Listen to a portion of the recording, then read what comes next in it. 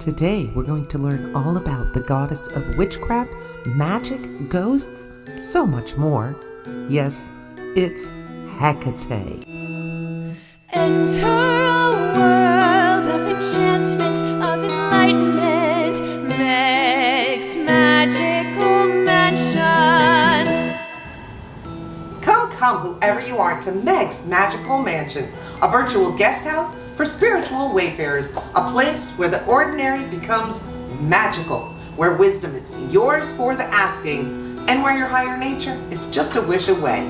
Thanks for joining us here today at the Magical Mansion. I'm Meg, here with my trusty butler, Scallion. Greetings. And my beautiful assistant, Miss Alice Poopers.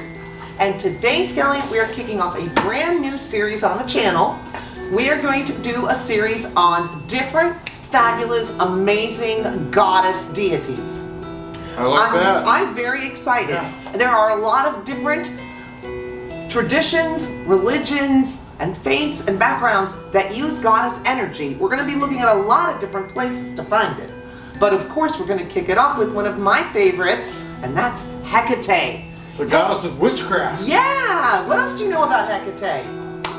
She was a titan? She was. Somebody knows their Greek mythology over here. So stick around. We're going to find out a lot about Hecate. There's some confusion about her origins, which we probably won't clear up. But we'll have fun taking a look at it, and we'll find out some ways that you can use the power and majesty of Hecate in your magic and witchcraft. Plus, we have a poem, an ode to Hecate from our very own Parfait. So, stick around.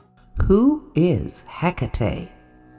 A goddess of magic, witchcraft, the night, the moon, poisons, ghosts, and necromancy. Today, we're going to find out a little bit more about the ancient origins of Hecate and how modern-day practitioners of paganism and witchcraft are using the divine powers of Hecate. So get ready to learn about one of the most interesting deities in the pantheon of goddesses. There's a lot of uncertainty as to the exact parentage of Hecate, but it is generally assumed she was one of the Titans, and most resources I found said that her father was the Titan Persephone. And because she was a Titan, after the great battle between the Titans and the Olympians, and Zeus and the Olympians prevailed, she was the only one of the Titans to come and live under the rule of Zeus. And because of that, she kept her position and was honored with a place both in the earth, the sea, and the sky. She did not rule any of those three places, but she was pretty much allowed her freedom and free reign to do as she willed in any of those three spheres. But because Hecate is so connected with ghosts and the spirit world, she does seem to be the most comfortable spending time in the underworld, and she is known as a guide to help people when they're crossing over and guiding them from death to the underworld. Probably the most famous story from Greek mythology involving Hecate involves the story of Persephone. And if you are not familiar with that story, Persephone was the daughter of Demeter, and she had sort of had a pre-arranged marriage fixed up for her by her daddy Zeus with Hades, the underworld. And this sort of prearranged marriage was something of which Persephone knew nothing, nor did her mother, Demeter, because apparently Demeter was a little bit of an overprotective mommy type. So Zeus and Hades made a deal, and one day Hades just sort of opened up the ground under her feet, swooped her up, and carried her off to the underworld to be his queen. Now her mother, who was the goddess of all of the farming and crops and fields, was so distraught at the loss of her daughter and the sudden abduction of her daughter that she stopped doing her goddess work and started searching everywhere for her daughter. And she was so sad and so depressed that winter came to be, because she just would not put anything into doing her work of making the crops grow. So a winter fell upon the land, and this is where Hecate steps in. She took pity on Demeter and decided to help her search for Persephone, and led her into the underworld, down with her 2 torches. And Hecate is known for carrying 2 torches to guide people to the underworld.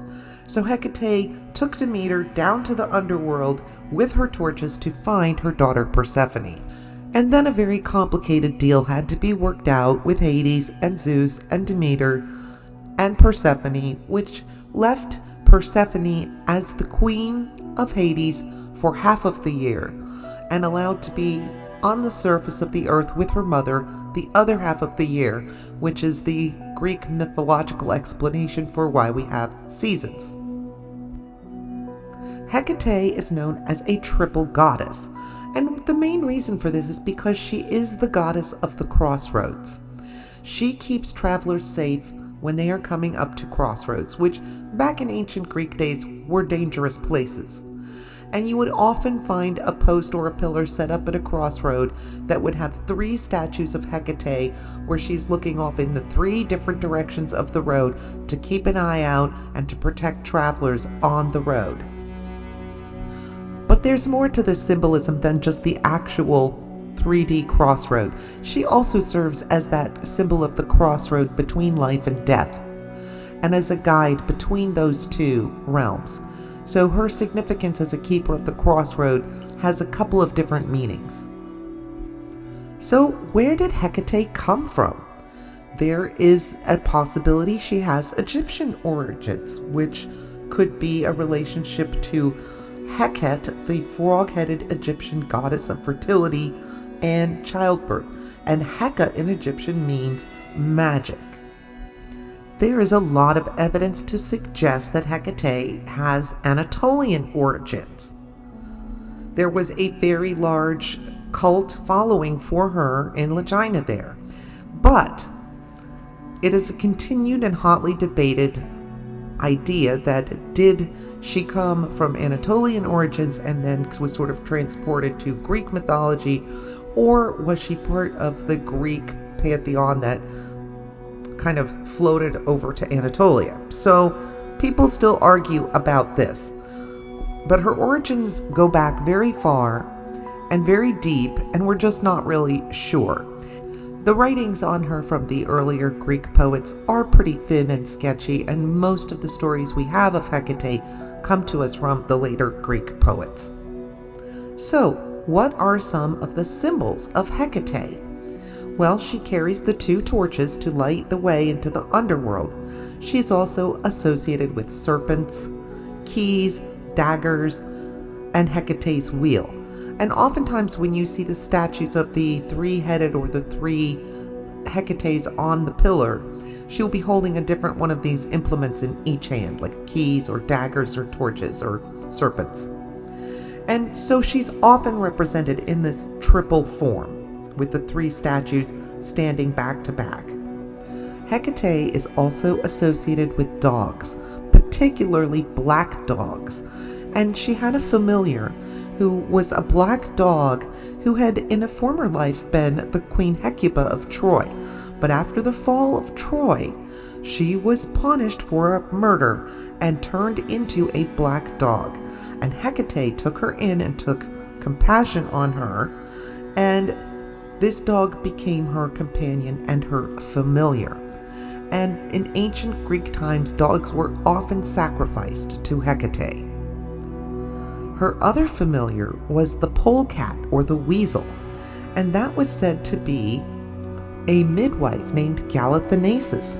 And this midwife had been in on the delivery of Heracles. Well, of course, Zeus's wife Hera, who was always very jealous, did not want this child to be born for a variety of reasons I won't go into here. But she had the goddess of childbirth and the fates prolonging the labor of Heracles' mother. And the midwife, Galathanasis, became concerned for the safety of the mother and the child, so she basically lied to the goddess of childbirth and to the fates and told them the child was already born. Well, they immediately stopped trying to prolong the labor. Why bother if the child's already here?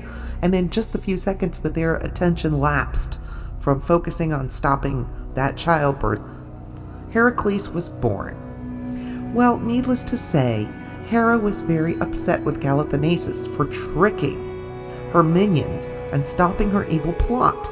So Galathanasis was turned into a polecat, and Hecate took pity on her and took her in. So you often see her depicted with a black dog and a polecat.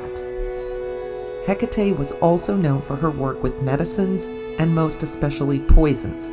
Also psychoactive and hallucinogenic plants are associated with Hecate.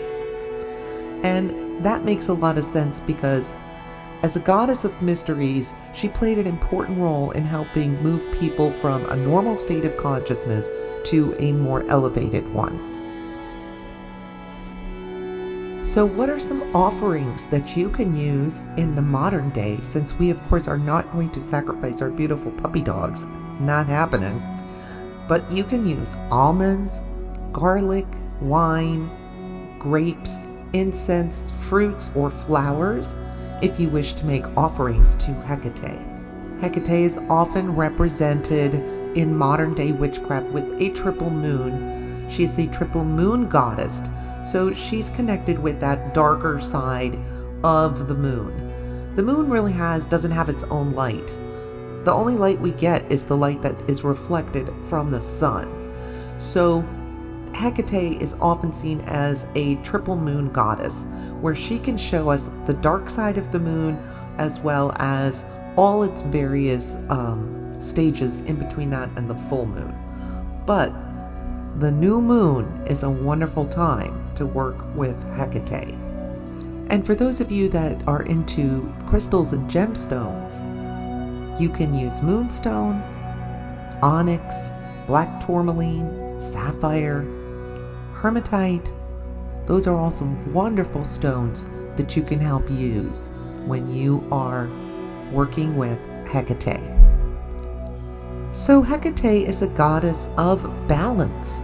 She is able to navigate between the living and the dead, above and below, all manner of places and situations. And that is what she inspires us to do, to really have that balance of light and dark, of up and down, the yin and the yang.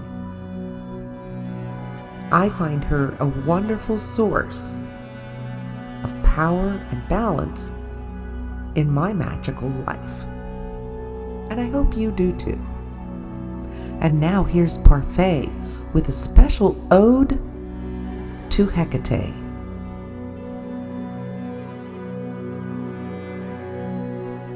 Hecate lives. Multiple paths, like fingers, claw ahead, stretch outward toward her. Daughter of undead, Greek deity Hecate, protector of home, our walls, our doors, the boundaries between our realm and theirs. Travelers should take heed, seek her protection. For safe journeys await. She, along with Hermes, could help decide your fate.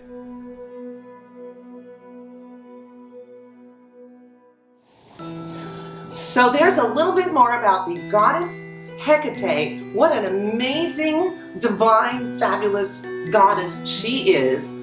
I hope you enjoyed learning a little bit more about her background and about some of the ways that you can use that energy of Hecate in your own magic and your own witchcraft. So, until next time, don't forget, in the words of Buddha, 1,000 candles can be lit from a single candle, and the life of the candle will not be shortened. Happiness never decreases by being shared.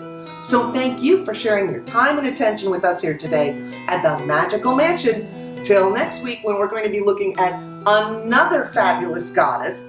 Tune in to find out who it's going to be. Till then.